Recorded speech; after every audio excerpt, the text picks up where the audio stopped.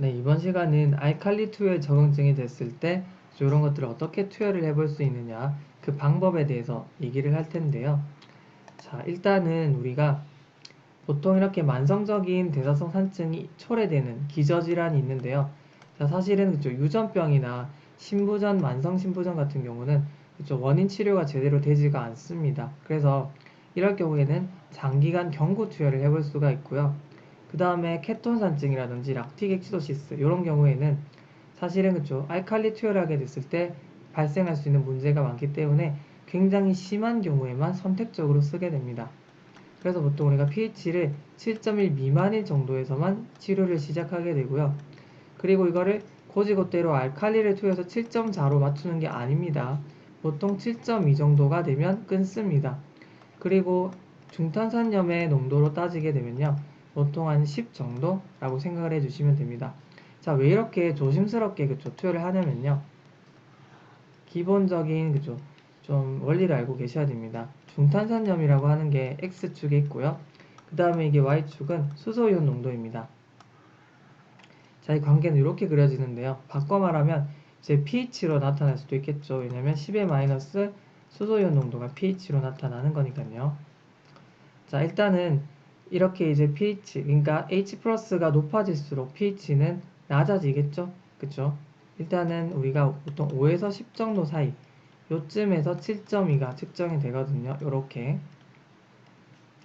자, 그런데 우리가 이 중탄산염을요, 마구마구 투여하게 되다 보면요, 이 Y축, 그러니까 X축은 별로 변하지가 않았는데, 이 Y축이 상당히 변할 수가 있어요. 한번 볼게요. 자, 이만큼 내가 변화를 줬는데요. 그럼 pH는 상당히 변할 수가 있죠. 그리고 수소이온 농도도 상당히 변할 수가 있어요. 자, 그래서 우리가 조금만 잘못 조절해주면요. 이게 그쵸, 확 넘어가요. pH가. 자, 그래서 우리가 일단은 7.2 정도로 이제 목표를 삼고요. 조심스럽게 투여해 볼 수 있다라고 생각을 하시면 됩니다.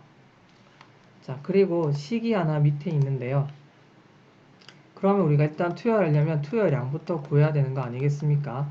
투여량은 보통 뭐 이건 조금 달라질 수 있어요. 왜냐면 우리가 그쵸, 체내에서 중탄산염이 분포하는 용적을 체중의 그쵸, 50%로 잡았기 때문에 0.5가 곱해진 거고요. 여러분은 이런 것도 보셨을 거예요. 그래서 이거는 상황에 따라서 여러분이 그쵸, 선택적으로 잘 넣어서 계산해 주시면 되고요.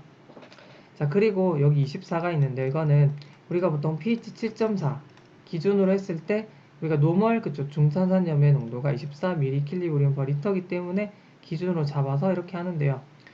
사실상 이렇게 쓰기보다는요, 우리가 pH 7.4까지 그대로 그쵸, 중탄산으로 교정하는 게 아니기 때문에 그냥 여러분은 델타 그쵸, 내가 투여해주고 싶은 양 그쵸, 델타 HCO3-로 생각해 주시는 게 좀 더 좋습니다. 무슨 말인지 아시겠죠? 자, 그래서 내가 만약에 5 정도 높여주고 싶어요 라고 했을 때는 5를 넣어서 계산하는 겁니다. 그래서 만약에 체중이 20kg 이나이가 있다라고 생각을 해봅시다.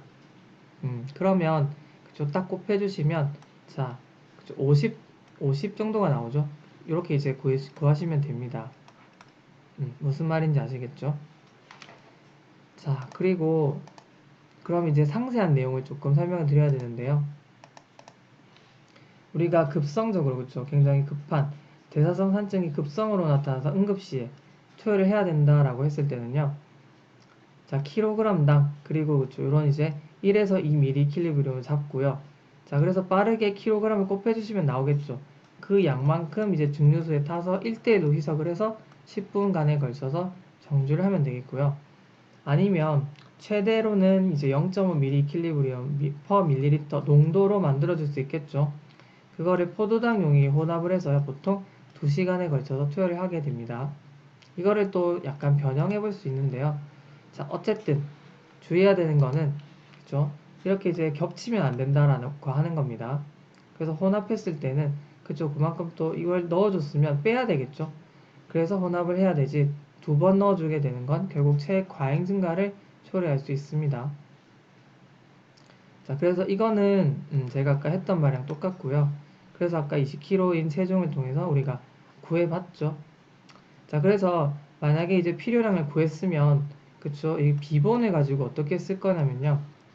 자, 이거는 8.4% NaHCO3가 들어있는 거고요. 그래서 보통 우리가 1ml당 1ml 이퀄리브리움에 이렇게 이제 중탄산염이 함유되어 있는 거기 때문에 50ml 이퀄리브리움이 필요하다면 50ml를 그쵸, 투여하면 되겠죠. 그리고 그거를 2시간 정도에 걸쳐서 천천히 투입하면 되는 겁니다. 무슨 소린지 아시겠죠? 자, 그래서 여러분 제가 증례를 이제 하나 볼 건데요. 그냥 이거는 간단하게 지금 중탄산염이 너무 없으니까 이거를 좀 교정해주고 싶어서 역시나 그쵸, 비번을 이용해서 써볼 겁니다. 어떻게 교정하면 될까요? 멈춰놓고 한번 여러분이 먼저 생각해 보셨으면 좋겠어요. 자, 그래서 자, 이건 어떻게 할 거냐면요. 일단은 투여량을 구해야 되지 않겠어요, 그쵸? 자, 투여량은 제가 이제 그쵸, 역시나 5 정도만 올려줄 겁니다. 델타는 5 mgkg으로 생각을 할 거고요. 이걸 가지고 그쵸, pH 7.4, 24까지 높이는 건 아닙니다. 그래서 5 정도 올리려고 했을 때, 자, 지금 이 아이는요, 지금 체중이 7.7이지만 사실은 탈수가 된 후에 체중이 7.7이라는 거기 때문에 원래 정상은 이제 9kg로 계산을 하는 거거든요. 그건 제가 또 따로 설명 드릴게요. 그래서 일단은 정상 원래 체중인 9kg 가지고 계산해 볼 겁니다. 그래서 9kg를 곱해야 되겠죠? 그리고 아까 제가 가정한 것처럼 체내에 그쵸 50%로 가정을 해서 0.5를 곱하면요 딱 필요한 그쵸 5만큼 증가시키는데 필요한 중탄산염 그쵸 양이 나옵니다. 자, 이게 얼마가 나오죠? 한 23 정도라고 생각을 해볼게요. 자, 간단하게 그쵸 23으로 일단 그쵸 반올림을 했고요. 자, 그러면 요 정도의 중탄산염이 필요하다라고 하는 게 나왔으니까 우리가 비번을 쓸 겁니다. 8.4% 그쵸 NaHCO3 가지고 할 건데요. 이거는 농도가 아까 미리킬리브리움 그쵸 1에다가 1 들어있다라고 설명드렸죠. 자, 그래서 그대로 23ml를 쓰면 되는데요. 자, 우리가 이걸 약간 그쵸 1시간에 투여를 해본다고 바꿔볼게요. 1시간으로 바꿔보면요. 아까는 제가 이제 50ml, 50mgkg이 들어있다라고 설명을 드렸고, 이거를 2시간에 걸쳐서 투여한다라고 설명을 드렸는데요. 1시간에 투여를 하고 싶다라고 하면요. 이거를, 그쵸, 동량에, 23ml짜리, 그쵸, 동량이랑 이제 섞으면 됩니다. 그래서 2배를, 그쵸, 희석을 시키는 거죠. 자, 그래서 이거를, 그쵸, 1시간 만에 투여를 하게 되면, 이렇게, 그쵸, 교정해 줄 수 있는 겁니다. 자, 일부러 이거를 그쵸, 이렇게 바꿔봤습니다. 1시간 만에 투여하려고요. 자, 이렇게 이제 여러분이 생각해 주시면 되고요. 자세한 건, 그쵸, 이 증리에 대한 전체적인 분석은요, 이제 이거를 제가 하나 설명을 드린 거거든요. 그리고 제가 이걸 나눠서 설명을 드렸고, 드디어 이제 마지막으로 전체를 설명드릴 수 있을 것 같아요. 자, 이래서 일단은 이렇게 알칼리 투여에 대한 얘기 마쳐보도록 하겠습니다.